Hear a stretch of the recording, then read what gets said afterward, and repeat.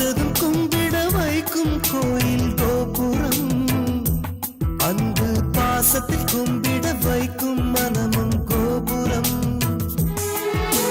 உயர்ந்து நிற்கணும் அன்பால், உலகம் வணங்கணும் பண்பால். கோபுரம் மனமே கோபுரம், கோபுரம் குடும்பம் கோபுரம்.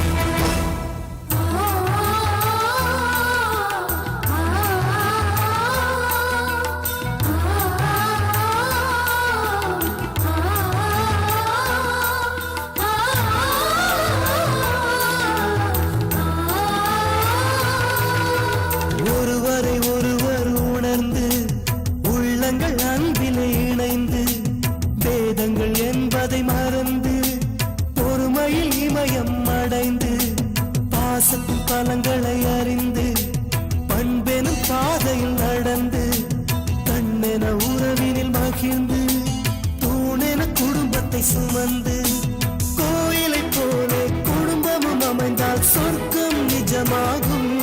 கூட்டு குடும்பத்தின் பொறுமை உணர்ந்திடும் போது கோபுரம் போலாகும். கோபுரம் மனமே கோபுரம், கோபுரம் குடும்பம் கோபுரம். பார்த்ததும் கும்பிட வைக்கும் கோயில் கோபுரம், அன்பு பாசத்தில் கும்பிட வைக்கும் மனமும் கோபுரம். பார்த்ததும் கும்பிட வைக்கும் கோயில் கோபுரம், அன்பு பாசத்தில் கும்பிட வைக்கும் மனமும் கோபுரம். உயர்ந்து நிற்கணும் அன்பால், உலகம் வணங்கணும் பண்பால்.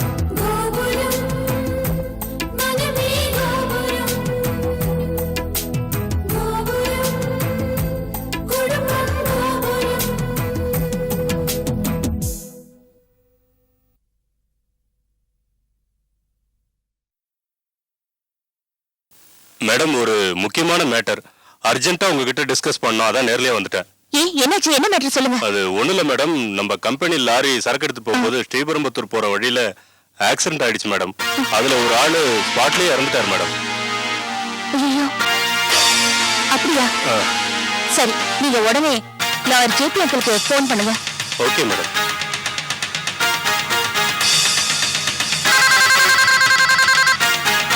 ஹலோ, அது நந்தினி மேடமா பேசுறது?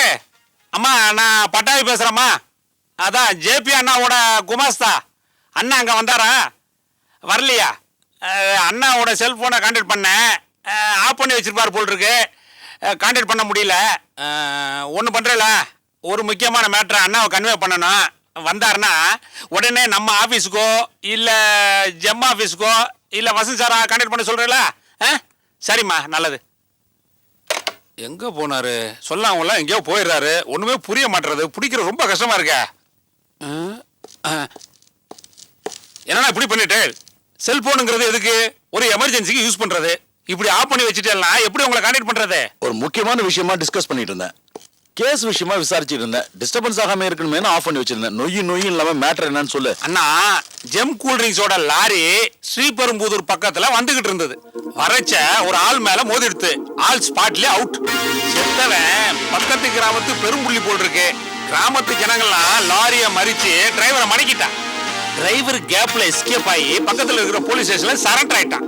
அங்க இருந்து ஜெம் ஆபீஸ் வேணுகோபால் சாருக்கு போன் பண்ணிருக்கான். வேணுகோபால் சார் போலீஸ் ஸ்டேஷனுக்கு போய் இன்ஸ்பெக்டர் கான்ஸ்டபிள் எல்லாத்தையும் ஸ்பாட்டுக்கு அழைச்சிட்டு போய் லாரியை மீட்டிட்டு வந்துட்டார். ஆனா இப்போ லாரி டிரைவர் போலீஸ் ஸ்டேஷன்ல இருக்கிறான். இமீடியட்டா நீங்க அவனை ஜாமீன்ல எடுக்கணும். ஜோதி மேடம் 10 தடவைக்கு மேல போன் பண்ணிட்டாங்க. என்னன்னு கான்டாக்ட் பண்ணி என்னன்னு கேளுங்கண்ணா. அண்ணா,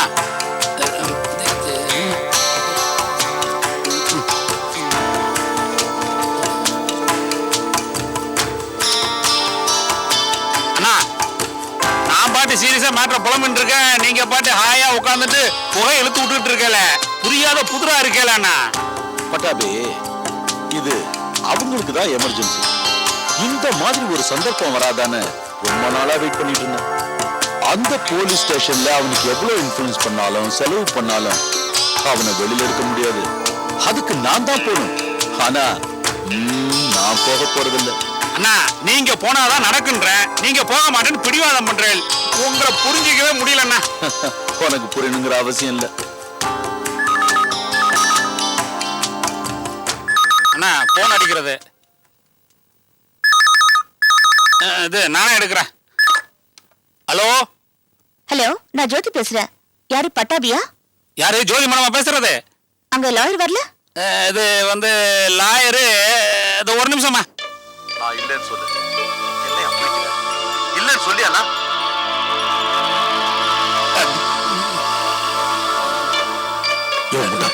அவர் எங்க இருக்காருன்னு தெரியல. செல்போன் ஆஃப் பண்ணி வச்சுக்க போல இருக்கு. கண்டுபிடிக்க முடியலன்னு ஏதாவது சமாளி அப்பையா. உங்களை முன்னாலே உட்கார வச்சுட்டு பொய் சொல்றேல, எனக்கு பொய் சொல்ல வராதுண்ணா. ஹலோ அம்மா, அது ஒண்ணு இல்ல, வாசல்ல ஏதோ ஒரு வண்டி வர சத்தம் கேட்டது. ஜேபி அண்ணா தான் வராராக்குன்னு எட்டி பார்த்தேன். ஐஸ் வண்டிக்காரன் ஆரன் அமுத்திட்டு போறான். தொடர்ந்து நான் அண்ணாவை கான்டாக்ட் பண்றேன். லைன் கிடைச்ச உடனே இமீடியட்டா உங்களை கான்டாக்ட் பண்ண சொல்றேன். ஓகேவா? சரி வச்சிருங்க.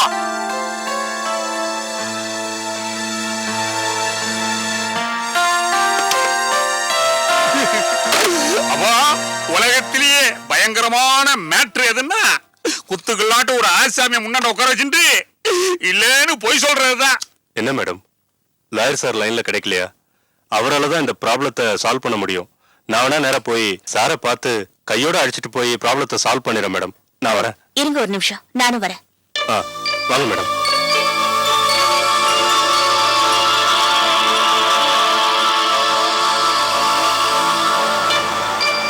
அண்ணா போன்ல பொய் சொல்ல சொன்னேன் இல்லைன்னு சொல்லிட்டேன். இப்ப பாத்தியா நேரம் வந்துட்டு இருக்கால, என்ன பண்ண போறேன்? இப்பவும் அதுதான். நான் செய்ய வேணாம்னு நினைக்கிற காரியத்தை செய்யவே மாட்டேன். புரியுதா? இப்பவும் அதையே சொல்லி ஏதாவது அட்ஜஸ்ட் பண்ண. இந்த பாரு, இப்பவும் அவர் இன்னும் வரல, கண்டுபிடிக்க முடியலன்னு சொல்லி ஏதாவது சமாளி. போ. என்னத்தை சமாளிக்கிறது?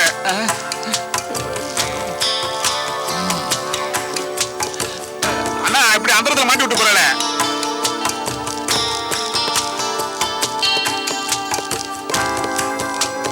சமாளிக்கிற.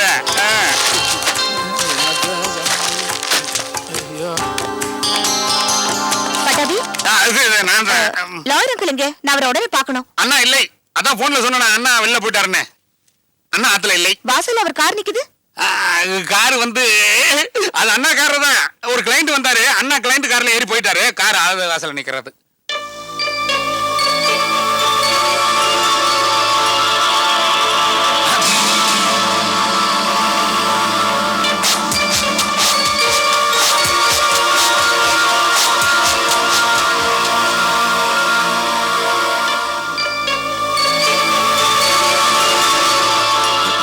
இது என்ன?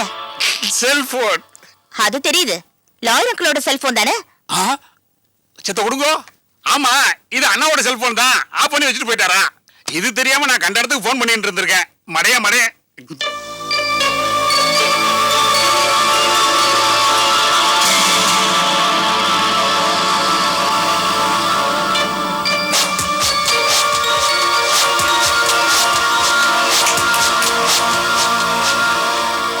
என்னது இது? சிகரெட் போக. சிகரெட். சிகரெட். அண்ணா குடிக்கிற சிகரெட். அண்ணா இல்லைன்னா அடியன் குடிப்பேன். அண்ணா குடிச்சாலும் புகை வரும், அடியன் குடிச்சாலும் புகை வரும். சந்தோஷம். லாயர் அங்கிளோட ஆபீஸ்ல அவரோட சிகரெட்டை நீங்க ஸ்மோக் பண்ற அளவுக்கு இடம் கொடுத்திருக்காரா? தாராள மனசுதான்ப்பா.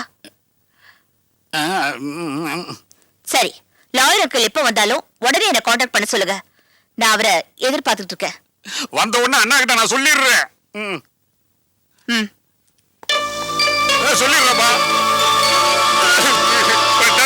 சமாளிக்கிறது எவ்வளவு சங்கடமாடா. முடியலடா சாமி. பகவானே, இந்த பொம்மநாட்டை சமாளிக்கிறதுல பிராணனே போயிடுதுடாப்பா. நல்ல வேலை என்ன காப்பாத்துனேன். அண்ணா அண்ணா அண்ணா எங்கடா இருக்கு செத்த நிக்கிறீங்களா? என்னையா? நீங்க ஆத்துல இருக்கிறதுக்கு உண்டான எல்லா எவிடன்ஸ் டேபிள்ல வச்சுட்டு ஆத்துல இல்லைன்னு போய் சொல்றா பட்டாபின்னு வந்துட்டேன். சமாளிக்கிறதுக்குள்ள டேக்கு முழி பிதிக்கிடுத்து. அந்த பகவானுக்கு தான் வெளிச்சம். ஆமா, இப்ப எங்க புறப்பட்டேன்? சம்பந்தி வீட்டுக்கு. அண்ணா, அவ கூப்பிட்டச்சே நீங்க போகல. இப்ப எந்தவித அழைப்பு இல்லாம நீங்க பாட்டு புறப்பட்டு போயிட்டு இருக்கல. பட்டாபே, ஜெம்மன் கம்பெனிக்கு லீகல் அட்வைசர் மட்டும் இல்ல, அந்த குடும்பத்தோட சம்பந்தி ஜெயந்தனுக்கு சம்பந்தி. ஞாபகம் வச்சுக்க. அண்ணா, எனக்கு ஒண்ணுமே புரியல. அவ கூப்பிட்டு அனுப்பிச்சப்ப நீங்க போக மாட்டேன்ட்டேல், இப்ப போறேன். கூப்பிட்டு அனுப்பிச்சப்ப ஏன் வரலன்னு கேட்டா என்ன பண்ணுவேள்? எப்படி கேட்டா எப்படி பதில் கொடுக்கறதுன்னு எனக்கு தெரியும். பட்டாபே, வசந்தன் வீட்டுல இப்ப ஜோதி இருப்பா. ஜோதிக்கு ஒரு ஷாக் ட்ரீட்மெண்ட் கொடுக்கறதுக்காக தான் நான் போறேன். உங்களை புரிஞ்சிக்கவே முடியலண்ணா. உங்களை புரிஞ்சுட்டா அந்த பகவானை புரிஞ்சுட்ட மாதிரி. அண்ணா,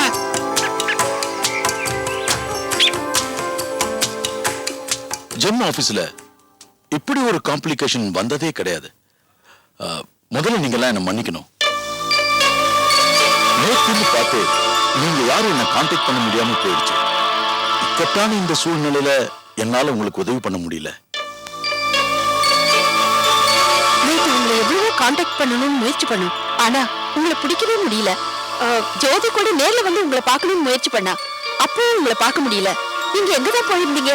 அது வந்துமா, சுப்ரீம் கோர்ட்ல ஒரு முக்கியமான மேட்டரை மூவ் பண்ண வேண்டியிருந்தது. அதுக்கு அந்த ஆளு ஒரு விடா கண்ட.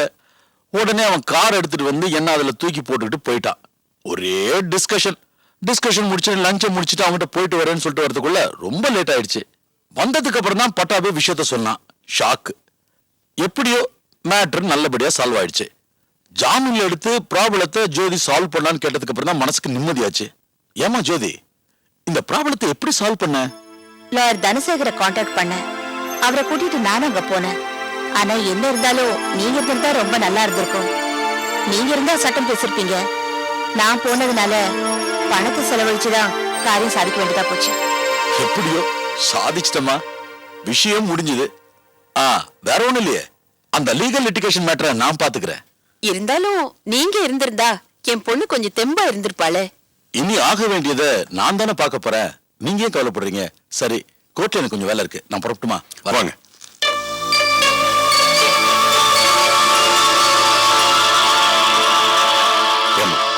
நீ போய் ரெஸ்ட் எடுத்துக்க.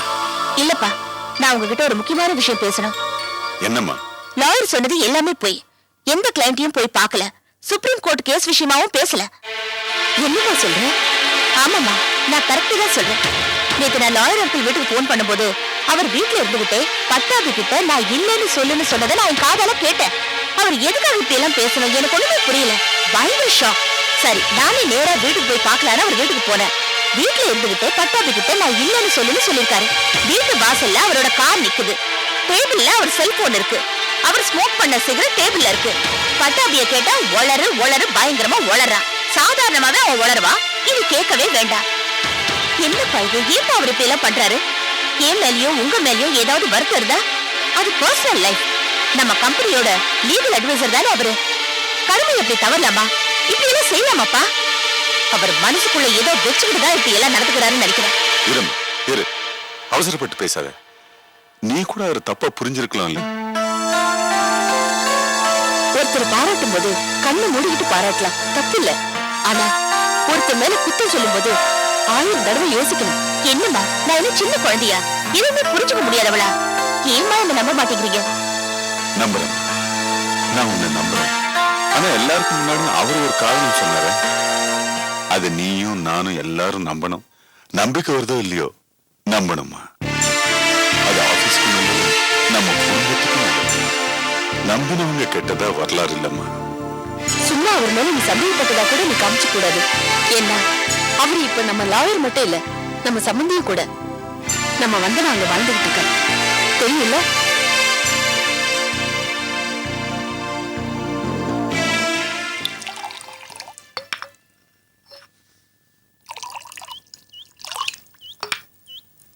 மூர்த்தி, சாப்பிடு.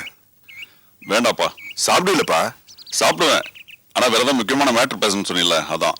அது பாட்டுக்கு அது பேசிக்கிட்டே சாப்பிடலாம். சாப்பிடு. Cheers.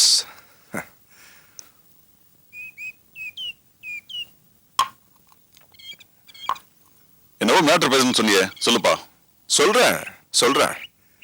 ஏன்பா எலக்ட்ரிக் கான்ட்ராக்ட் மட்டும் பண்ணிட்டு இருக்கிய, இதை வச்சு முன்னேறணும், மச்சான விடலாம் மேல வரணும்னு சொன்னிய, எப்போ வர்றது? இந்த ஆயுசு பத்தாதுப்பா. கிடுகிடுன்னு முன்னேறணும், முன்னேறிக்கிட்டே இருக்கணும். அதுதான் பிசினஸ். அதான்ப்பா பிசினஸ் மைண்டே. என்ன சொல்ற? லாயர் ஜேபி உன் ஃப்ரெண்டு தானே? அவருக்கு இருக்கிற சாமர்த்தியத்துல ஒரு 50% கூட உனக்கு இல்லப்பா. அவரை பாத்தியா? உதவி பண்ற மாதிரி உதவி பண்ணி எப்படியோ அந்த வீட்டுக்கு சம்மந்தி ஆயிட்டாரு. அவர் பையன் அந்த வீட்டுக்கு இன்னைக்கு மருமகன். அந்த சாமர்த்தியம் உனக்கு இல்லையப்பா. இதை பாரு, ஏதோ அபிஷியலா பேசணும்னு சொன்னேன், ஆனா பர்சனல் பத்தி பேசாத. நான் என்னைக்குமே அந்த குடும்பத்தில் சம்மந்தியான்னு நினைச்சு கூட பார்த்ததில்ல. என்ன பேசக்கூடாதுங்கிற? இத பாரு, நான் ஒன்ன மாதிரி அந்த குடும்பத்துல ஒருத்தனா இருந்து எனக்கு ஒரு பொண்ணு இருந்தா அந்த பொண்ணை கண்ணை மூடிக்கிட்டு அருள் கட்டி கொடுத்துருப்பேன். இதெல்லாம் நீ யோசிக்க மாட்டேங்கிறிய. இதை பாரு, என் பர்சனல் பத்தி பேசாதுன்னு சொன்னாங்கல்ல, இதை பத்தி என் பொண்டாட்டில இருந்து லாயர் வரைக்கும் 1000 பேர் பேசியிருப்பாங்க. ஆனா எனக்கு இதுல இஷ்டமே இல்லையா? சும்மா விடியா அபிஷியலா ஏதோ பேசணும்னு சொல்லிட்டு நீ வாட்ட ஏதோ பேசிட்டு இருக்க. நான் ஒரு பில்டிங் கான்ட்ராக்ட் பத்தி பேசிட்டு இருக்கேன்ப்பா. அது ஒரு கவர்மெண்ட் ப்ராஜெக்ட். அந்த ப்ராஜெக்ட் பண்ணி முடிச்சிட்டேன்னா 50 லட்ச ரூபா பில் சாங்ஷன் ஆகும். ஆக்சுவலா நமக்கு ப்ராஜெக்டை முடிக்கிறதுக்கு 30 லட்ச ரூபா காஸ்ட் ஆகுது. ஆனா இதுல என்னன்னா, கையில இருந்து போட்டு கட்டிட்டு தான் பில்லு பாஸ் பண்ண முடியும். அது உனக்கே தெரியும். ப்ராஜெக்ட் 6 மாசத்துல முடிஞ்சிடும். 30 லட்ச ரூபா இன்வெஸ்ட்மெண்ட்ல 50 லட்சம் 6 மாசத்துல.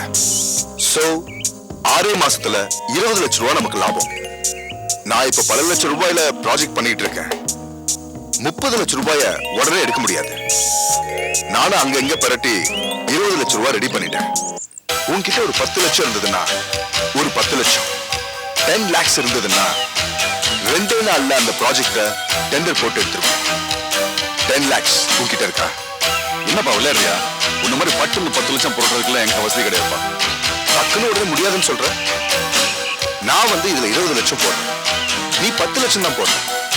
வர்ற லாபத்துல ஆளுக்கு பாதி பாதி எடுத்துக்கலாம். போடுற பணத்தோட ரேஷியோ இல்லாம இப்படி எடுத்துக்கலாம்ல? நல்லா யோசனை பண்ணி பாரு. 10 லட்சம் போடுற, 6 மாசத்துல 10 லட்சம் ரூபாய் எடுக்கிற.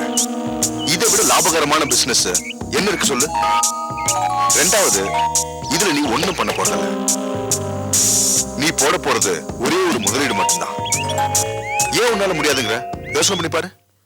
இல்லப்பா, என் சக்திக்கு மீறின ஒரு விஷயத்த சொன்னீங்கன்னா அதை என்னால் எப்படி யோசிக்க முடியும்? எல்லாம் சக்திக்கு உட்பட்டதுதான்ப்பா. கொஞ்சம் மைண்ட யூஸ் பண்ணணும். இப்ப நீ குடியிருக்கிற வீடு, அதனோட மதிப்பு ஒரு 18 லட்சம் ரூபா இருக்குமா? அந்த வீட்டு பத்திரத்தை கொண்டு போய் ஒரு மார்வடி கிட்ட கொடுத்தீங்கன்னா அவன் 10 லட்சம் ரூபா கொடுப்பான். என்ன 4 வட்டி 5 வட்டின்னு சொல்லுவான். கொடுக்கலாம்ப்பா. 6 மாசத்துல நமக்கு 10 லட்சம் ரூபா வருது இல்ல? தாராளமா கொடுக்கலாமே. அதுல பத்திரத்தை வச்சு எப்படிப்பா? என் ஆபீஸோட பத்திரம் எங்க இருக்குன்னு சொல்ற? எல்லாம் என் லாக்கர்லயா இருக்கு? எல்லாம் ஒரு மார்வடி லாக்கர்ல இருக்கு. என் வீட்டுக்கு வந்திய 5 ஸ்டார் ஹோட்டல் மாதிரி இருக்குன்னு சொன்னிய, அதோட பத்திரம் எங்க இருக்குன்னு சொல்ற? பாம்பேல இன்னொரு மார்வடி கிட்ட இருக்கு. இப்படிதான்ப்பா பிசினஸ் செய்யணும். அங்க இருந்து கொஞ்சம், இங்க இருந்து கொஞ்சம், அப்படி இப்படி அப்படி சுத்திக்கிட்டே இருக்கணும். அப்பதான் நாம அடுத்தடுத்து வாங்க முடியும். இத பாரு, நான் உன்னை வற்புறுத்தல. நீயா நல்லா யோசிச்சு சொல்லு. நல்லா யோசனை பண்ணி 10 லட்சம் ரூபாய் லாபம் வர போறத நினைச்சு ஒரு முடிவு பண்ணு. மத்த ஏற்பாடுலாம் நான் பாத்துக்கிறேன். நீ கொண்டு வர வேண்டியது பத்திரம் மட்டுமே. கேட்கிற இடத்துல கையெழுத்து போட்டுட்டீங்கன்னா எல்லாமே முடிச்சிடும். நல்லா யோசனை பண்ணி சொல்லு. இன்னைக்கு வேணாம், முடிவை நாளைக்கு சொல்லு.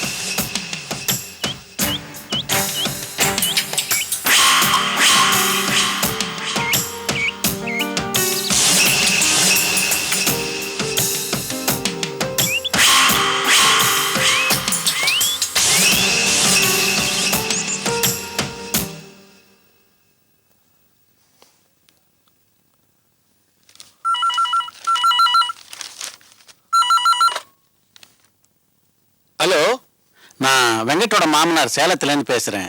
மிஸ்டர் வெங்கட் அங்கே இருக்காரா? ஒரு நிமிஷம்.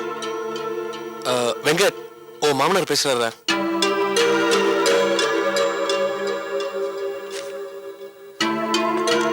ஹலோ, சொல்லுங்க மாமா. மாப்பிள்ள என்னாச்சு? திலகாக்கு உங்களுக்கு ஏதாவது பிரச்சனையா? உங்க பொண்ணு திலகாவை பத்தி தெரியாதா என்ன? என்ன மாப்பிள்ள இப்படி பேசுறீங்க? இன்னைக்கு தான் பிரியா போட்ட லெட்டர் எனக்கு கிடைச்சது. அதை பார்த்ததுக்கு அப்புறம் தான் ஒரே குழப்பமாய் உங்களுக்கு ஃபோன் பண்றேன். என்னாச்சு? என்ன மாமா சொல்றீங்க? அம்மாவை பார்க்கணும்னு பிரியா ஒரு லெட்டர் எழுதி எனக்கு போஸ்ட் பண்ணியிருந்தா. அதை பார்த்த உடனே எனக்கு கையும் ஓடல காலும் ஓடல. அம்மா அங்க இருக்கிறப்ப குழந்தை இங்க லெட்டர் இருக்கான்னா என்ன நடந்ததுன்னு நான் புரிஞ்சுக்கிறது மாப்பிள்ள. என்னதான் பிரச்சனை அங்க? உண்மையை சொல்லுங்க. என்ன மாமா, திலகா அங்க உங்க வீட்டுக்கு வரலையா? என்ன என்ன சொல்றீங்க மாப்பிள்ள? திலகா இங்க எப்படி இருக்க முடியும்? அங்கதானே இருக்கணும். இப்ப திலகா எங்க தான் போனோம்? சொல்லுங்க மாப்பிள்ள ப்ளீஸ். எப்போ இருந்தா வீட்டுல இல்ல?